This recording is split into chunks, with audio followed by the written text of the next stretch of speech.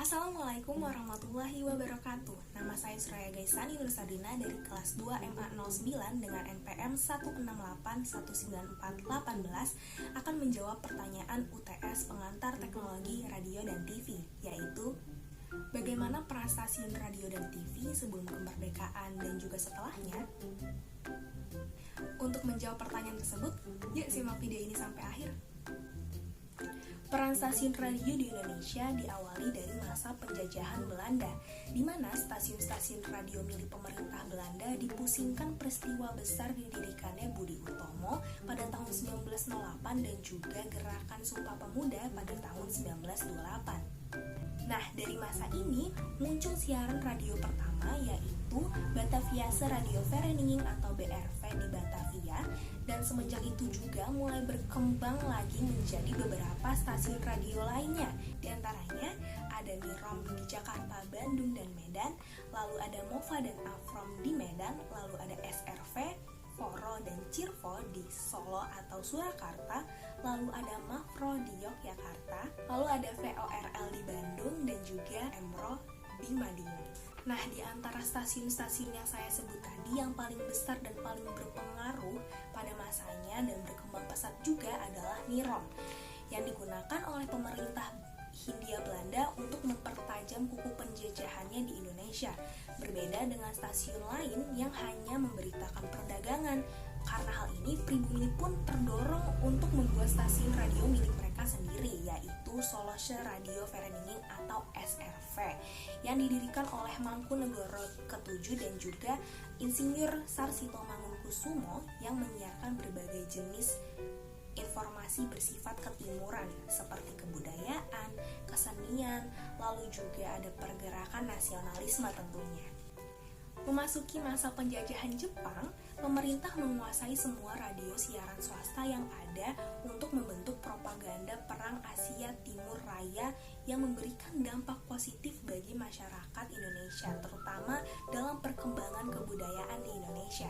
Lalu berikutnya, memasuki masa kemerdekaan, radio memiliki peran penting dalam menyebarluaskan teks proklamasi kepada seluruh rakyat Indonesia, di mana setelah itu terbentuklah konferensi radio untuk menghasilkan keputusan bahwa Radio Republik Indonesia di bawah kementerian juga pemerintah. Selanjutnya memasuki masa Orde Lama dan Orde Baru, di mana radio diselenggarakan sepenuhnya oleh pemerintah, yakni Radio Republik Indonesia atau biasa disebut RRI. Lalu memasuki masa reformasi hingga kini, Radio Republik Indonesia memiliki peran sebagai sistem komunikasi Indonesia dan juga beberapa program jurnalisme radio, berbeda dengan radio swasta yang hanya berperan sebagai hiburan semata, misal dengan memutar lagu dan juga lainnya. Nah, dengan demikian peran radio bagi Indonesia yaitu untuk memberikan informasi, mendidik, menghibur, dan pastinya mempengaruhi halayak pendengar. Lalu bagaimana dengan peran TV di Indonesia? Membahas siaran televisi pertama di Indonesia berawal pada saat TVRI menayangkan upacara Hari Kemerdekaan Indonesia yang ke-17 pada saat 17 Agustus 1962. Lalu secara resmi TVRI menyajikan upacara pembukaan Asian Games keempat di Stadion Utama Gelora Bung Karno pada 24 Agustus 1962. Dan setelah itu selama 27 tahun TVRI menjadi satu-satunya tontonan masyarakat Indonesia.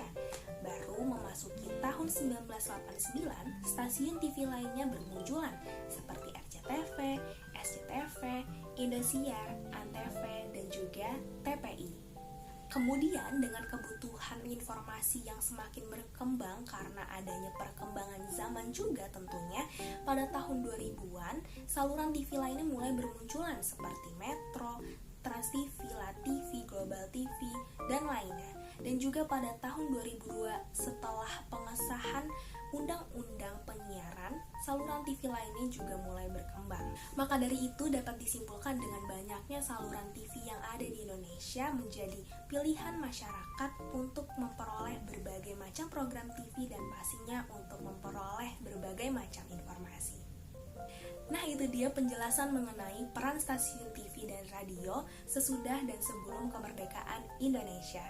Semoga bermanfaat. Sekian dari saya Suraya Gaisani, kurang lebihnya mohon maaf. Wassalamualaikum warahmatullahi wabarakatuh.